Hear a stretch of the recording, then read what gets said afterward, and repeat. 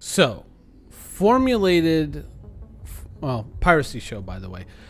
Formal smuggling missions are dead in 310. They're dead. It's done.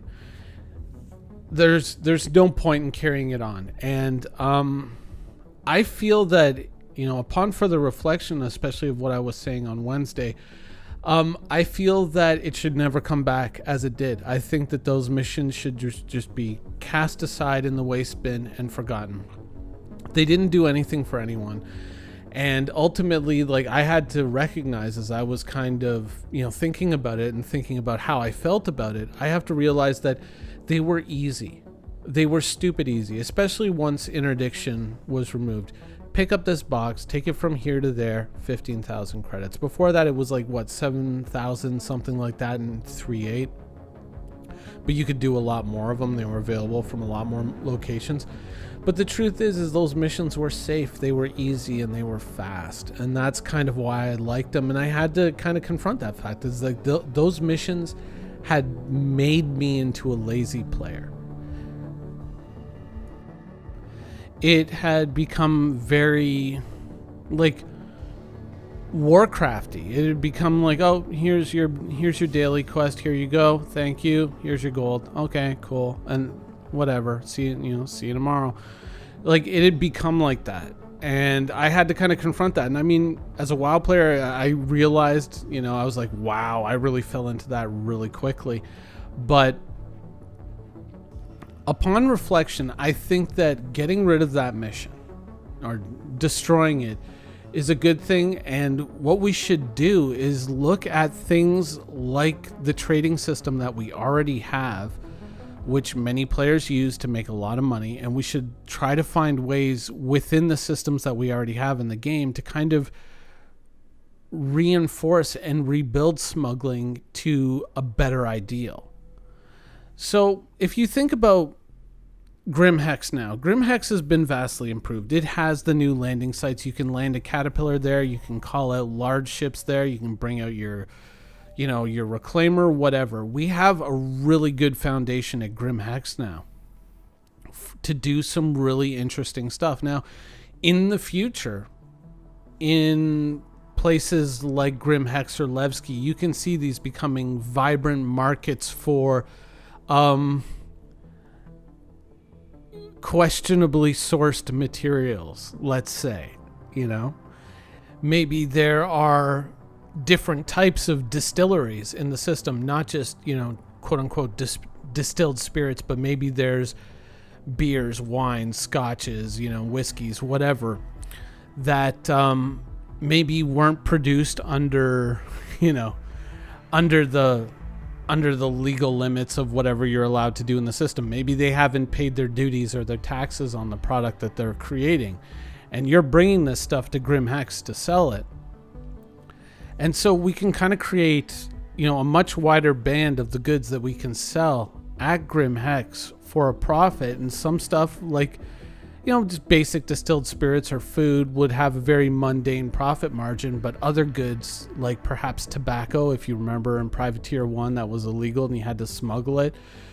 Goods like that can be sort of quasi-legal and therefore a little bit more profitable. We won't get to the insane heights that we got to with, say, Widow or Altrucia Toxin or whatever, or Slam, all those other kind of like space age drugs, but we would still be in an area where you are going to get a much healthier profit margin. We can, from that, we can get to a point where players are now making enough money running this stuff and running these risks that it's enticing to do, but we don't have to create formal mission systems around them to kind of regulate it. We can let players make up the missions as they're going.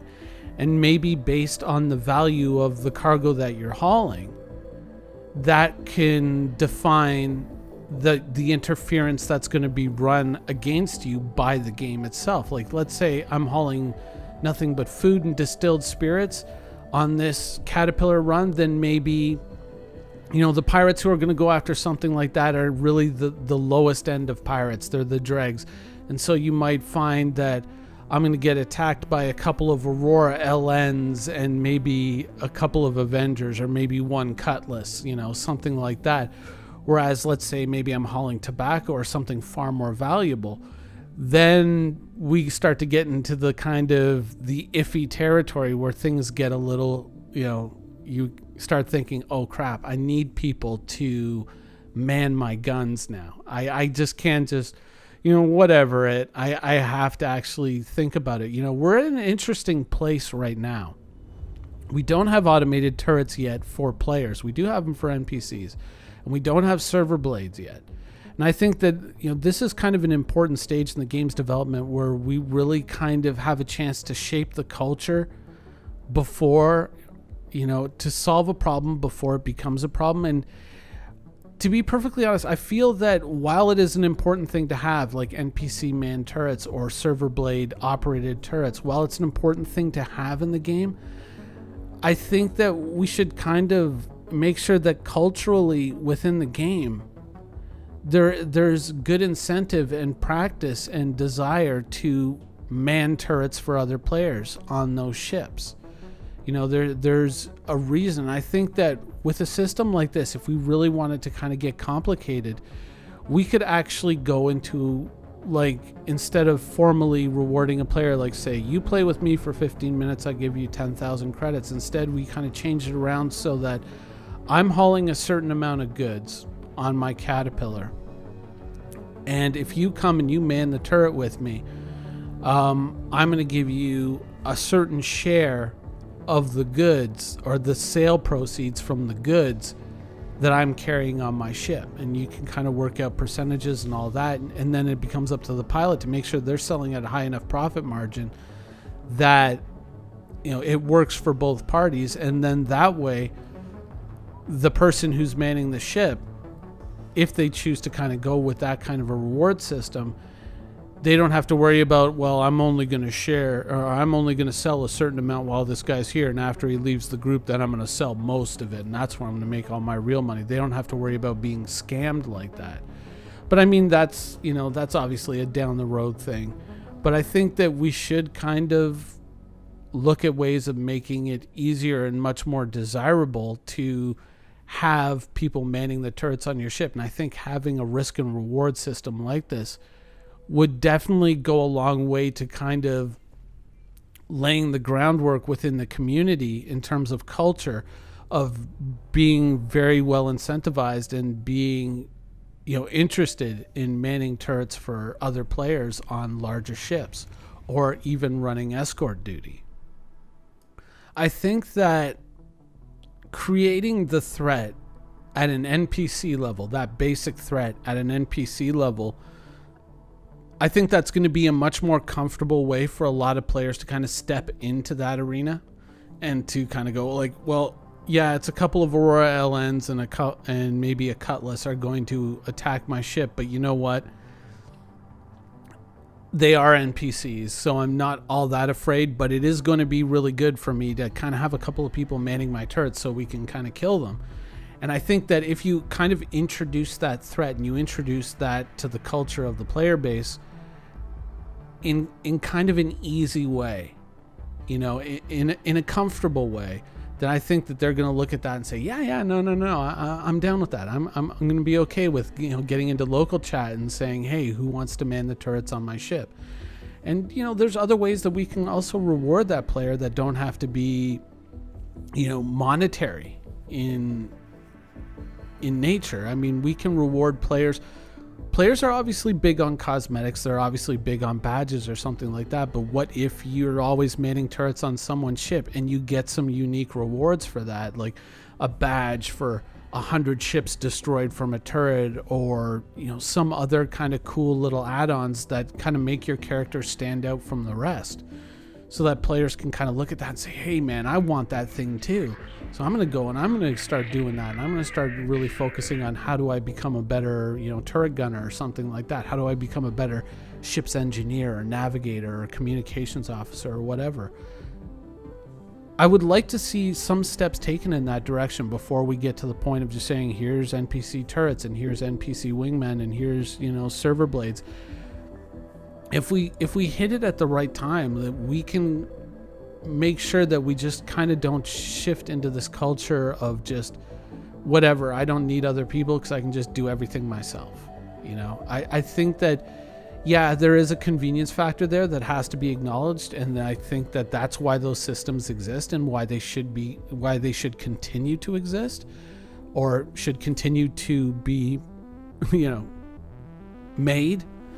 But at the same time, I think that we have to make sure that we kind of, within the community itself, build a culture of cooperation, whether it's criminal or, you know, legal. I think that we should always make sure to you know, that there's proper incentivization for players to cooperate and work together as a team.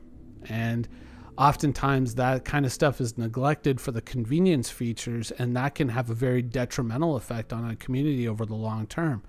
I mean, you just have to look at something like Dungeon Finder in World of Warcraft and what that did to the community as a whole, which was horrific. You know, it destroyed the culture of that game. And I would just hate to see that repeated in Star Citizen before we even get these systems off the ground. Ultimately, should formal smuggling missions come back in some way? Maybe to a degree. You know, just to kind of give players a taste for locations and how to get to places and stuff like that.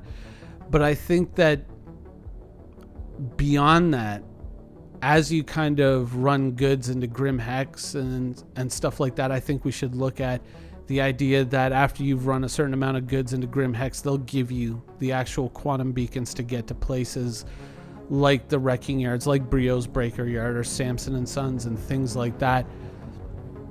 And so you can go and you maybe trade in some more high risk, high reward goods, but we should also look at, you know, while those basic smuggling missions should exist to just kind of give players a little bit of a taste, that the real reward should never exist in a formal system. It should exist as something that the players create themselves and fill with their own personality and skill. At least that's my take on it. So a bit of a silver lining, in my opinion, to the destruction of the formal smuggling mission in Star Citizen with 310. I think that there's a golden opportunity to take smuggling to a place that it really needs to go, and I hope that CIG kind of heads in that direction. Anyways, bit of a bonus video for you guys. Hope you enjoyed it, and thanks for watching.